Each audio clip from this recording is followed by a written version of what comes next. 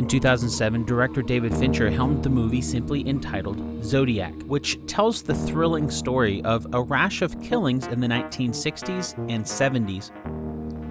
The film, as far as Hollywood is concerned, was not a success, especially considering some of Fincher's other films like Fight Club, Seven, and The Social Network that became cult classics for many. Fincher's Zodiac cost about $65 million to make and only earned back half of that, despite starring some of Hollywood's hottest talent, including Jake Gyllenhaal and pre-Marvel superheroes Robert Downey Jr. and Mark Ruffalo. Despite the film's failure at the box office, the subject is one that seems to pique the public's interest whenever it's mentioned. In fact, it was just a few months ago during this year's presidential race in the United States when an internet meme led to a conspiracy that Republican Senator Ted Cruz was perhaps the infamous serial killer known only as the Zodiac Killer. The conspiracy grew enough attention that Cruz's own wife replied to the comments, and of course, she denied the claim. While it is silly to assume that Cruz, who was born in 1970, is a serial killer who has murders attributed to them going back to as far as the late 1960s before Cruz was born, the Zodiac Killer is one of those mysteries that keeps people wondering. Perhaps it's because, to this day, it's still unexplained.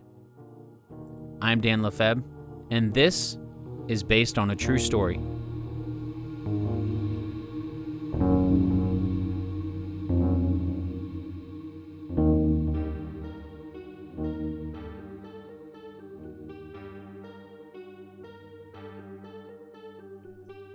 "17-year-old David Faraday turned the heat up just a little bit more. His car took a while to warm up, but he didn't mind. Any heat that his trusty Rambler could provide would help against the chill as the evening gave way to night. David glanced over to the passenger seat and couldn't help but smile. He was ecstatic. He'd finally convinced Betty to go out with him. She was only a year younger, and he'd tried numerous times to catch her attention. Finally, she'd agreed. It was their first date. In fact, it was Betty's first date with anyone, ever.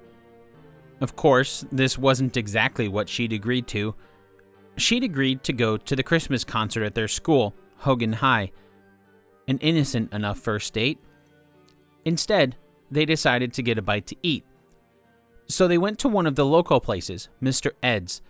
It was a popular joint, and David and Betty certainly didn't stand out from the rest of the teenagers chowing down. They got caught up talking, and before they knew it, the sun had started to set. It was too late to go to the concert, but they didn't want the night to end. They enjoyed each other's company. So they decided to go somewhere away from the crowds. Everyone knew of the secluded area near Lake Herman, called Lover's Lane. Well, that's what the kids called it. Really, though, it was Lake Herman Road in Vallejo, right next to what's now the Blue Rock Springs golf course. As they turned off toward the lake, David put his hand out. Betty cautiously put her hand in his. He gave a little squeeze as he smiled at her. They arrived at the turnoff, parked, and took in the silence for a moment. It didn't take long for the two teenagers to lose track of time. It was 11 p.m. At 11:28 p.m., Captain Daniel Pita of the Vallejo Police Department pulled his own car behind David's Rambler. He winced. David was laying on the ground about 90 degrees to the right rear passenger side wheel. He had sustained a gunshot wound just behind his left ear, but he was still alive. Betty had been shot multiple times.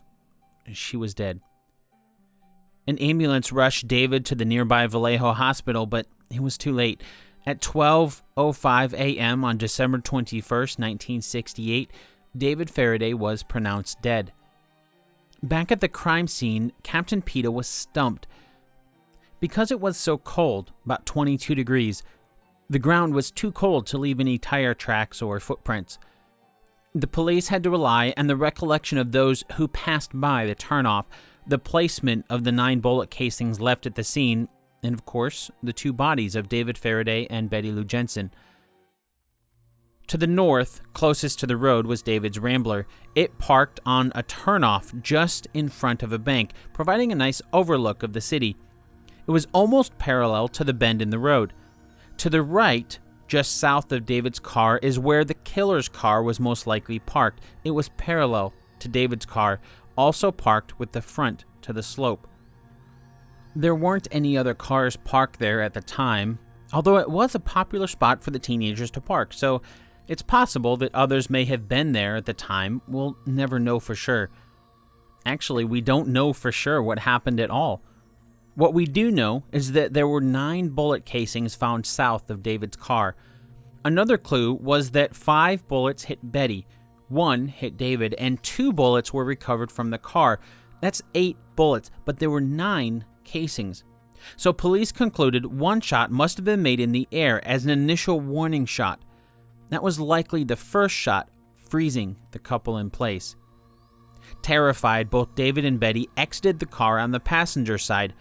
Since this is the same side as the killer's car, it's likely that they were asked to do so. He wouldn't want to exit on the same side on purpose. That's when the second shot, most likely, hit David in his head, just by his left ear. Terrified, Betty ran west along the road. She didn't make it as she was hit 5 times.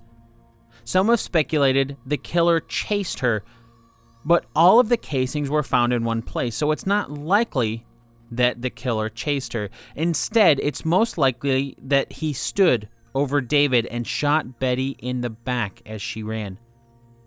David was helpless as he lay bleeding just to the south of the right rear passenger side wheel of his car. None of this was depicted in the movie. As is often the case, this horrific act would start to drift away from the public's eye until a little over 6 months later.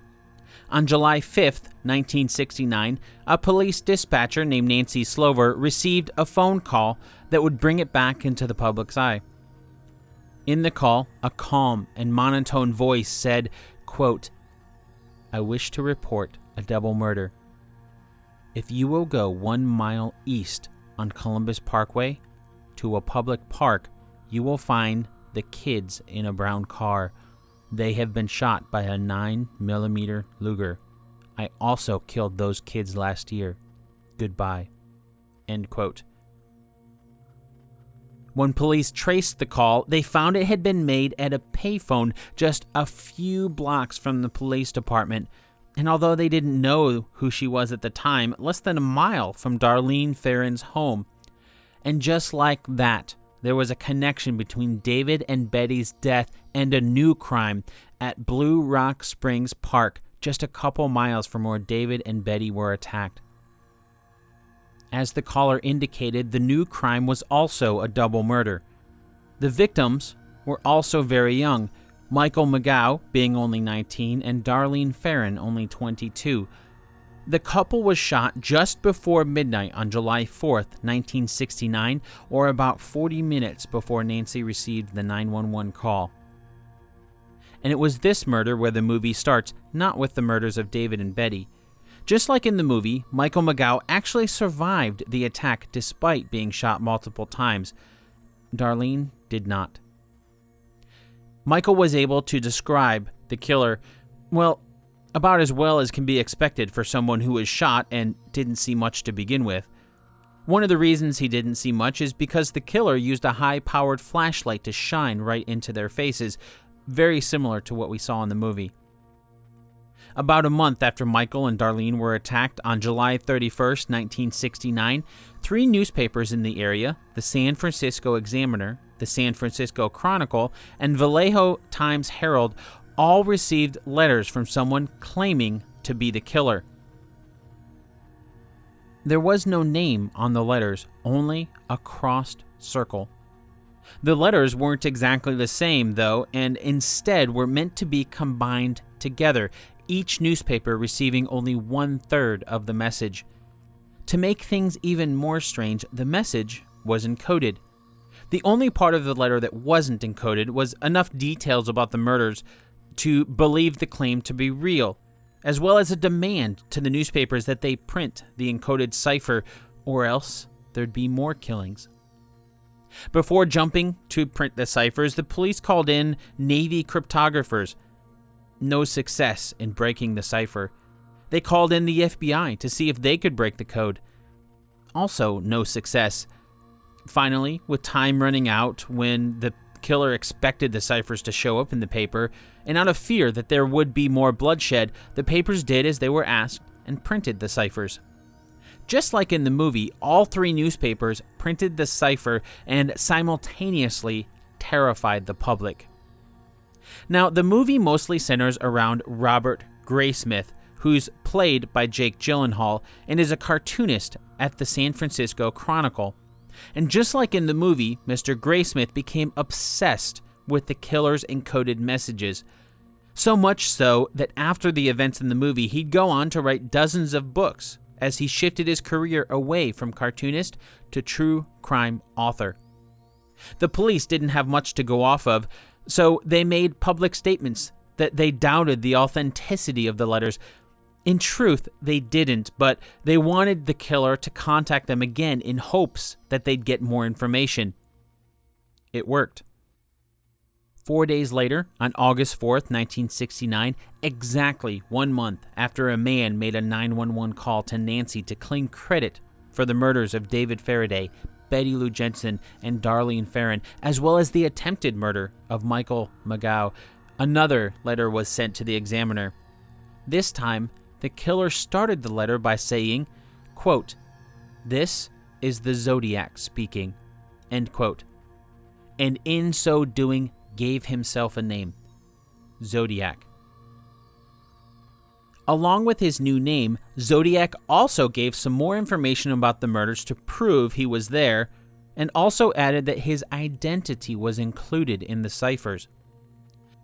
Again, 4 days later, a man by the name of Donald Hardin, along with his wife, Betty, called the San Francisco Police Department with what they claimed was the solution to the cipher in the three newspapers. At first, the police were suspicious. Had Donald, a high school teacher, really cracked the code that the police, the Navy, the FBI couldn't? Donald explained how he and his wife had cracked the code. They assumed the person who submitted the code was egotistical, so they just guessed that the first letter would be an I. After that, they also assumed the word kill would be in the message, so they looked for the symbol that they assumed was I in a word with two L's next to each other. After that, it didn't take long to start breaking the rest of the code. The Navy's cryptographers verified the solution, and two of the newspapers, the San Francisco Chronicle and the Vallejo Times-Herald, published the solution. Here's what the decoded cipher said. Quote, "I like killing people because it is so much fun. It is more fun than killing wild game in the forest because man is the most dangerous animal of all. To kill something gives me the most thrilling experience. It is even better than getting your rocks off with a girl. The best part is that when they die, I will be reborn in paradise, and all that I have killed will become my slaves. I will not give you my name because you will try to slow me down or stop my collecting of slaves for my afterlife." End quote. Needless to say, it was a chilling message. It's still chilling decades later. Now, it's important to point out that there's a slew of misspellings in the cipher, so it's certainly something that you need to read. I'll include it in the transcript for this episode, but you can find it on various websites online as well. For example, the word dangerous was really spelled Dangertue, but police assumed that it was supposed to be dangerous. Now, and at the end, there's 18 characters that Donald, Betty, or anybody else could not decipher. They were EBEORIETEMETHHPITI. Again, I'll include this in the transcript. 18 characters that Donald, Betty, or anybody else could not decipher. They were EBEORIETEMETHHPITI. Again, I'll include this in the transcript. What were those 18 characters? Could they be the killer's name? After all, the Zodiac had said his identity was in the Cipher, but it wasn't. And we don't know what those last 18 characters stand for. The closest anyone has come to is an anagram for Robert Emmett, the hippie. But even then, you'd have to add 3 extra letters. It's hardly enough information to be conclusive. Now, this wasn't mentioned in the movie, but at the time, the police, who were looking into just about everyone as a potential suspect, thought that perhaps Donald Hardin could be the killer, the man who cracked the code. Not only because of the ability to decipher something that the police, Navy, and FBI couldn't do, but also because of some random facts that seemed to tie them together. For example, the Zodiac Cipher was called 408 and had 54 unique symbols. The Hardins used to live in the 408 area code in California and on 54 Chestnut Street.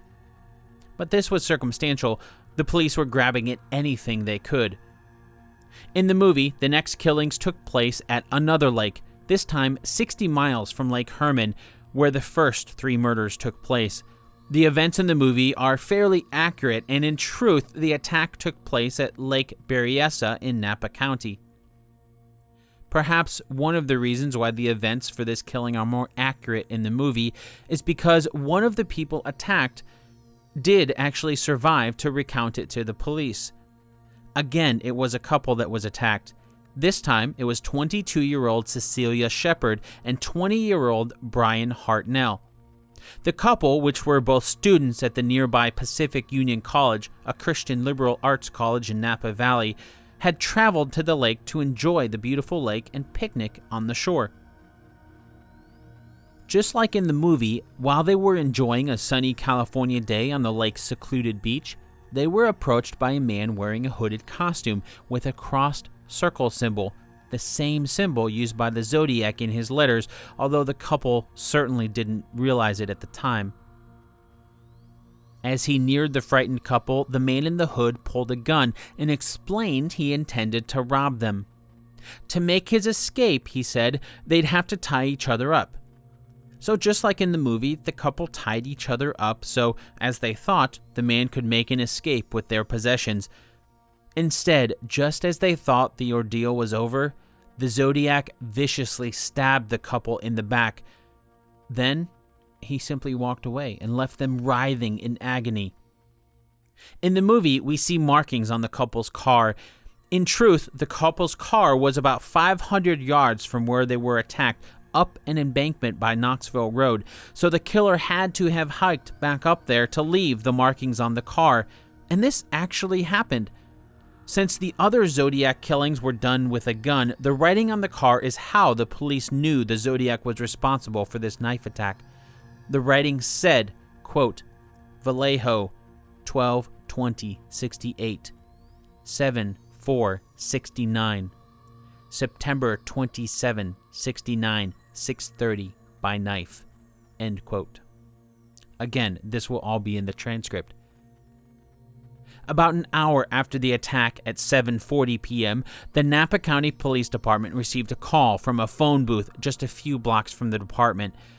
It was an officer named David Slight who took the call and listened to someone in a low, monotone voice say, quote, I want to report a murder. No, a double murder. They are 2 miles north of park headquarters. They were in a white Volkswagen Carmen Ghia, end quote. When Officer Slate asked for the man to provide his location, the voice replied, quote, I'm the one who did it, end quote. Then, the line went dead. After this attack, the movie jumps to what is the final murder attributed to the Zodiac. In the movie, it's a cab driver on the corner of Washington and Cherry Streets in San Francisco, which is just 1 block from Madison Elementary School, now named Claire Lilienthal Elementary. This is true, and it's one that baffled the police because it breaks a number of molds for the Zodiac. Up to this point, Zodiac had attacked couples and mostly in secluded areas. This time, it was a 29-year-old cab driver by the name of Paul Stine, who was shot once from point-blank range in the head. Even though it happened pretty late, at about 9:55 p.m., being in the busy Presidio district in San Francisco, there were 3 people who came forward as witnesses to the attack.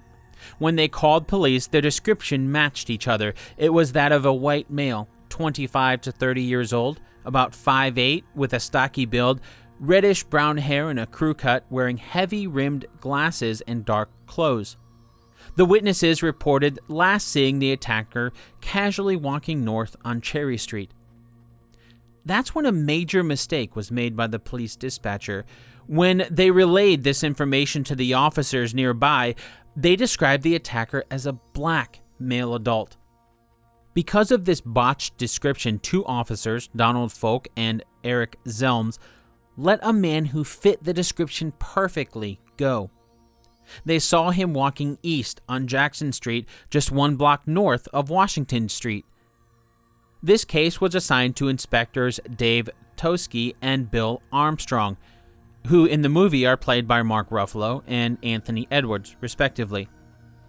And at first, they didn't think it had anything to do with the Zodiac Killer. It didn't fit the mold. Stine's wallet and keys were taken by the killer, and a large portion of his shirt was missing. But it wasn't just ripped haphazardly, it was very carefully torn. The inspectors thought that it was just a robbery gone wrong. 2 days after the killing, the San Francisco Chronicle received a letter from Zodiac. In the letter, which claimed responsibility for Stine's killing, was a portion of Stine's shirt as proof. The Zodiac also went on to claim he talked to officers Folk and Zelms, although he didn't know their names, saying that he led them in a different direction. This is something Folk and Zelms both denied, saying they never talked to the man that they saw on Jefferson Street because he didn't fit the description. Just about everything that happens after this in the movie is circumstantial. That is to say, there's no proof of any of this being linked to the Zodiac or even to each other. The mother who got in the car with a stranger who said he was going to kill her after he offered to help with her car's wheel. The calls to the lawyer, Melvin Belly, who is played by Brian Cox in the movie. These events all happened. Someone did call into the Jim Dunbar talk show with Melvin Belly, saying a few words and hanging up over 50 times in a 2-hour period. But the police have never been able to prove that the person who called was the Zodiac. The conclusions in the movie are largely based on those from Robert Graysmith's book. Now, it's in this book that Graysmith draws the conclusion that the Zodiac Killer was a man by the name of Arthur Lee Allen, who's played by John Carroll Lynch in the movie. In truth, there are thousands of suspects in the Zodiac Killer case, and it's a case that to this day is still officially unsolved. That said, Arthur Lee Allen is widely believed to be one of those at the top of the list of suspects.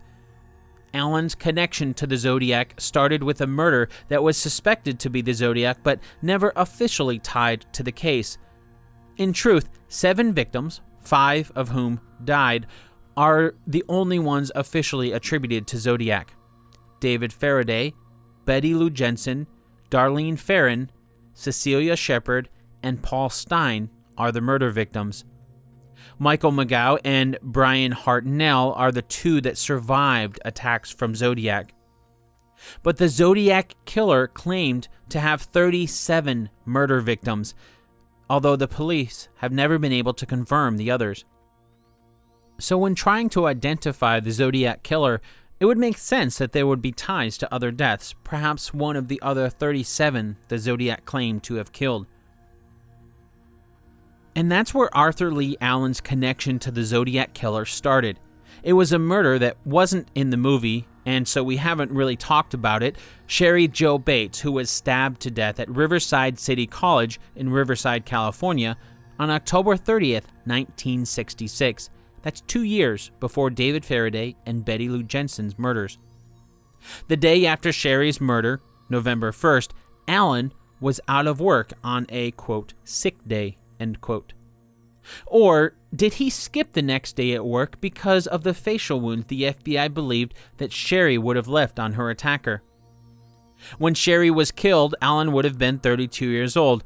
He lived at 32 Fresno Street in Vallejo, and a few years later, the Zodiac Cipher would contain 32 symbols. Just like in the movie, Allen did have a watch from the Zodiac brand. It was given to him by his mother as a Christmas gift in 1967, or so his brother Ron says. That watch did have a crossed circle symbol that the Zodiac Killer used. One of Allen's friends, Don Chaney, also made the claim that he had a conversation on New Year's Day in 1969 with Allen about a novel Allen was going to write. According to Chaney, Allen said the novel would be about a killer. Quote, "He would like to kill couples at random. He would taunt police with letters detailing his crimes. He would sign the letters with a cross circle symbol from his watch. He would call himself Zodiac. He would wear makeup to change his appearance. He would attach a flashlight to the barrel of his gun in order to shoot at night.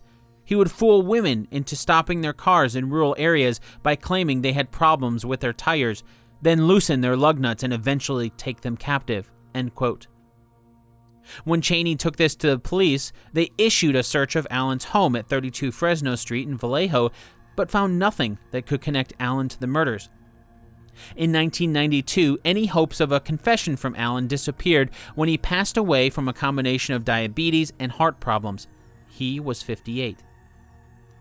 There certainly are some connections between Arthur Lee Allen and the Zodiac killings, and those are just a few of the connections that there are. But it's never been proven, and there's actually similar connections with some other suspects. Another suspect, Richard Gutowski, was the editor of an anti-police and pro-violence newspaper in San Francisco called The Good Times, which ran works of fiction in 1969 that were almost an identical blueprint for the Zodiac killings before they ever actually happened. Some of Gutowski's published works in his paper would include a shortening of his name to Gike, G-I-K-E, or Gaik, G-A-I-K. In the three-part cipher sent to the San Francisco Chronicle, Examiner, and Vallejo Times-Herald, you can clearly see the letters Gike, G-Y-K-E, in them, and that is without decrypting them. And if you remember, the Zodiac did say that his name was in the cipher. Gutowski was also identified as having attended Paul Stine's funeral by Paul's sister, Carol. And what's more, Nancy Slover, the 911 dispatcher who was the first to receive the call from the Zodiac after the murders of David Faraday and Betty Lou Jensen, identified Gutowski's voice as the one that she heard on the phone. And there's more suspects. Lawrence Cain was identified by Darlene Farron's sister as following Darlene for months before her murder. Cain was diagnosed in 1965 by a psychologist as, quote, losing the ability to control self-gratification, end quote. Or there's Rick Marshall, an engineer at San Francisco's KTIM radio station who lived both near Sherry Jo Bates at the time of her murder in Riverside, California, and just a few miles from the murder scene of Paul Stine in San Francisco. KTIM symbols are eerily similar to some of the symbols from the Zodiac ciphers. Some have even suspected the convicted Unabomber, Ted Kaczynski, since he lived in San Francisco at the time and was known to have communicated with the newspapers and media after committing murder. But who was the actual Zodiac Killer? We want to connect the dots. We want to find connections. Some suspects have a lot of dots to connect. Others have a few. There's even a number of suspects that have come out of the woodwork with seemingly no connection. For example, there's Gary Stewart, who was adopted at a young age.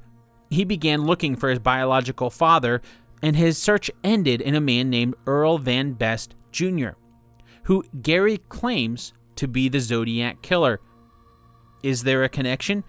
Perhaps, though it does look suspicious that this connection pops up in a book, so there's obvious financial benefits for Gary's search.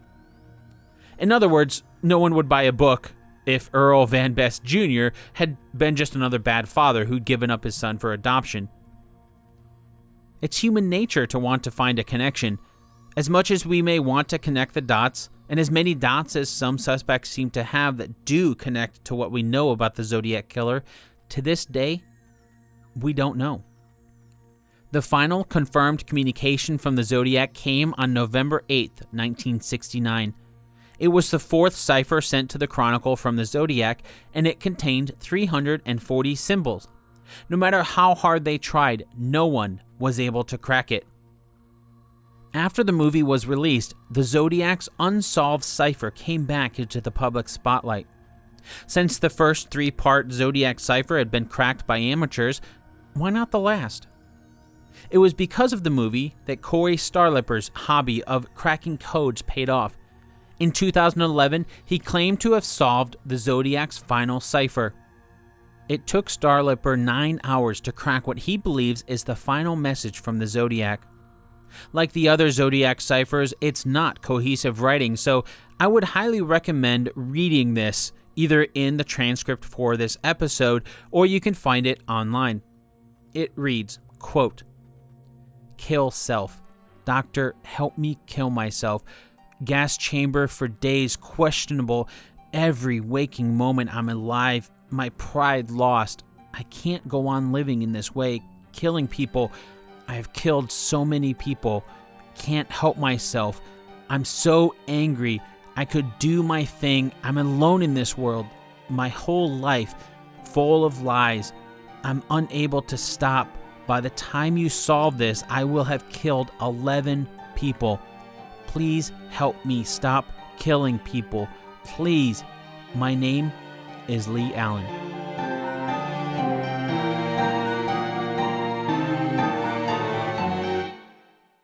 This episode of Based on a True Story was written and produced by me, Dan Lefebvre.